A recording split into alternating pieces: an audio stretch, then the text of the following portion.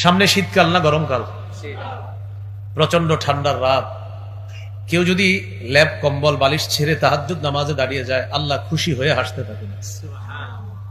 হাদিসের একটি কিতাব আছে সহিহুত তারগীব, 630 নম্বর হাদিস।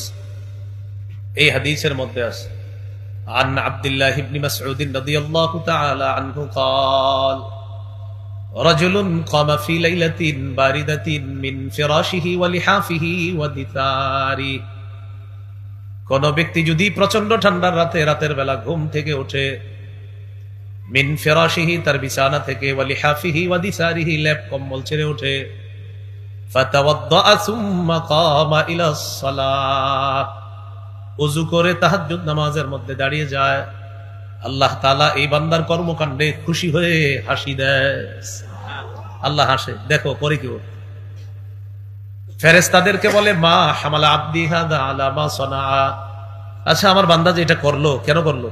ফেরেশতারা জবাব দেয়, রাজা মা ইনদাক ওয়া শাফকাতাম মিম্মা ইনদাক। আপনার কাছ থেকে প্রতিদান পাওয়ার আশায়, আপনার আযাবের ভয়ে আপনার সামনে দাঁড়িয়েছে। আল্লাহ তাআলা বলেন, আ'তাইতুহু মা রাজা। সে যেই আশা করলো আমি তাকে দিয়ে দিলাম। সুবহানাল্লাহ। ওয়া আম্মানতুহু মিম্মা ইয়াখাফ।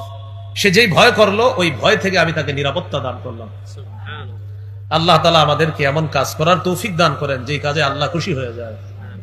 শীতকালে লম্বা রাত, এখনো কিন্তু আপনার 10টায় ঘুমাইলে 4টায় উঠলে 6 ঘন্টা ঘুম হয়ে যায়।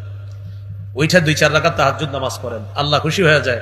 আল্লাহ যদি কোনো বান্দার কর্মকাণ্ডে খুশি হয়, হাসি দেয়, ফালা হিসাব আলাইহি, তার আর কোনো হিসাব হবে না। সুবহানাল্লাহ। এই ব্যাপারে একটা হাদিস আছে, শুনে সহিহুল জামে 1107 নম্বর হাদিস। নুআইম ইবনে হাম্মার রাদিয়াল্লাহু তাআলা, নবীজির একজন সাহাবী, নাম নুআইম ইবনে হাম্মার। নুআইম ইবনে হাম্মার তিনি বলেন, قال رسول الله صلى الله عليه وسلم أفضل الشهداء الذين يقاتلون في الصف الأول لم يفتلوا وجوههم حتى يقتلوا।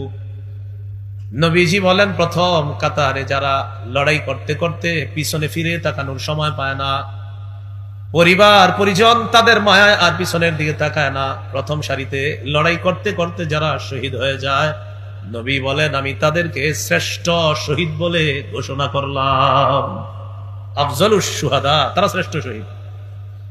উলাইকা তালাব্বাতুনা ফিল গুরাফিল উলা মিনাল জান্নাহ, তারা জান্নাতের সর্বোচ্চ মাকামে গড়াগড়ি করতে থাকবে। এরা যখন জান্নাতে গড়াগড়ি করবে, তাদের গড়াগড়ি দেখা আল্লাহ তাআলা হাসতে থাকবেন।